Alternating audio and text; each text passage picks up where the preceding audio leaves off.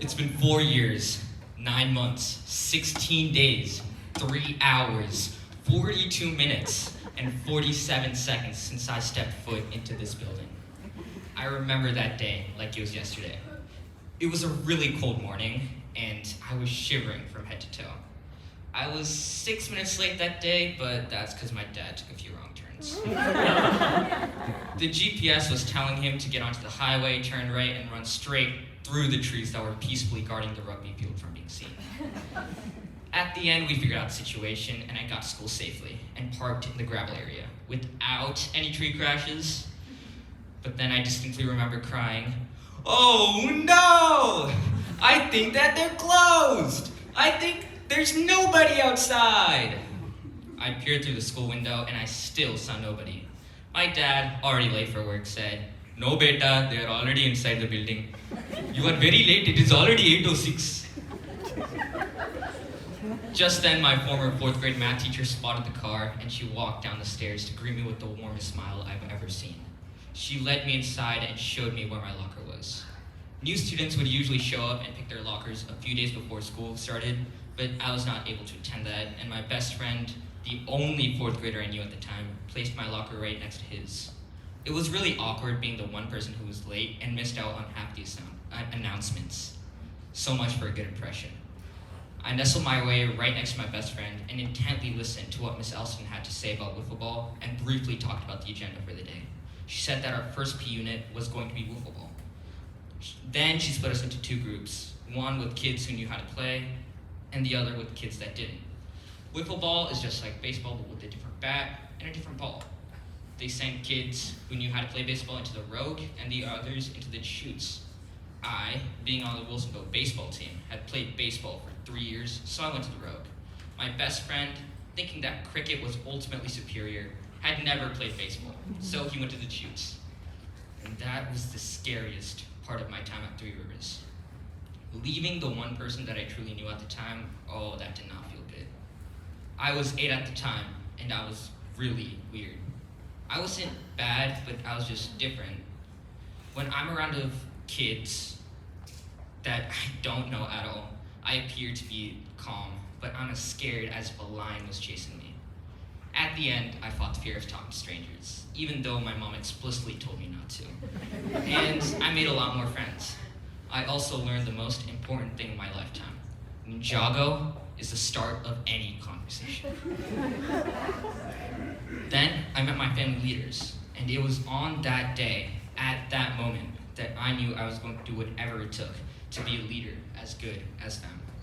And I think I might have finally reached that stage. I think I'm finally as good as my 8th grade leaders. In fact, in the last 2 TRCS championships that we had this year, in wiffle ball and soccer, I brought my family to 1st place, victory in both. Who knew that the strangers that I had met on that day would be the very friends who helped me on my journey to success? I was 8 then, and I'm in 8th grade now. Along my journey of 5 years, I have met with the craziest collection of things that I was able to witness and things that I have done at the school. So much stuff. I was an ordinary kid in 4th grade, and the year went by really smoothly. We created acronyms for jerk, junior, educated, rich kid, and cool, constipated, overrated, out of style, loser.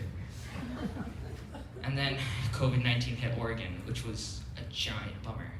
We didn't even get to finish 4 or 5 week. And then comes 5th grade with online school, and there was really nothing much to do other than binge watch YouTube and play Roblox.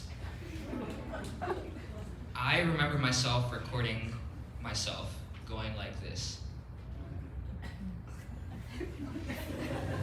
And then I turned that into a GIF and played it for all of class. I would only use it in classes that would require the teacher to deliver a tedious lecture and rarely turned the GIF on.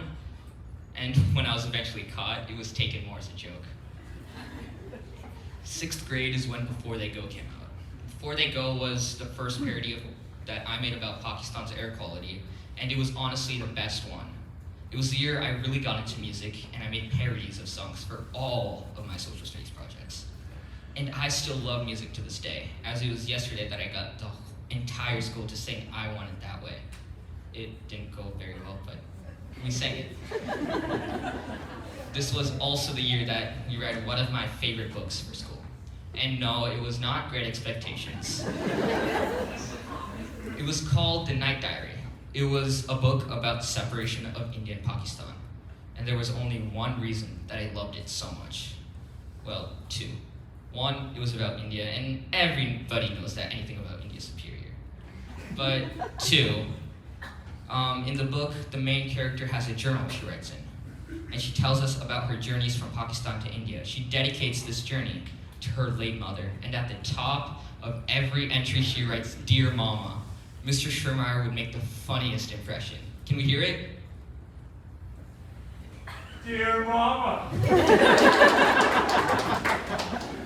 The funniest part was when he was about to read chapter 38. He went, "Dear Mama!" There was blood all over the train. In every direction that we looked, there was a head severed from its body. I can still see Mr. Killstrom's concerned face, Mr. Schirmeyer's regret, and the entire class bursting into laughter. But not much really happened in my 7th grade year, other than the diaper bot, growing out my hair, and writing 16 pages for my 7-page essay. That was the year that I lost the V. When I joined the school, there were 2 other Arushes in 6th grade. Until 7th grade, we were the 3 Arushes. We were like our own little group. But then, they graduated, and I was demoted from Arush V to just Arush. And then there was this year, my final year, 8th grade. This was where all the fun began and ended.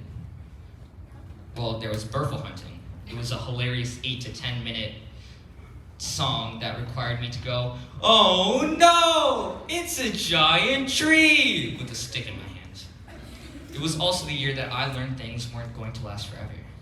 It was the year that I truly learned to cherish things that I have, and they were going to be gone one day. And after today, I might not see the staff, my teachers, and even my friends ever again. And I'm okay with that. Although I will try to figure out a way to hack the system and become an odious counselor next year. There are so many memories that I have acquired here at Three Loopers. So many that I would need to write a 25-minute parody of All Too Well. In fact, I was asked to write a song instead of a speech, but I was just too lazy. I looked back at my years at TRCS. This was the year that I remembered all the times that I made someone laugh. I got Hendrix to laugh 176 times out of the 1,142. All the games that we played, and even all the times that I failed. And that's what happened 7% of the time. I failed. But this was the year that I realized that those were the things that needed to be fixed and improved, just so I could be a better person for myself and my community. And here I am, a drastically different person than what I was in 4th grade. My life at this school was like a blockbuster movie, and now we've reached the credits, the time that it's worth watching. TRCS was the community that pushed me to be a better person, the one that I am right now. TRCS is not only a school, but it's your community, and it's your second family. Embrace it while you can, because this might be the best opportunity that a person can have in a lifetime. I look up to people, help people, and I even was there for them when they were feeling low. I might not have made the best first impression, but I know I've made a good last one.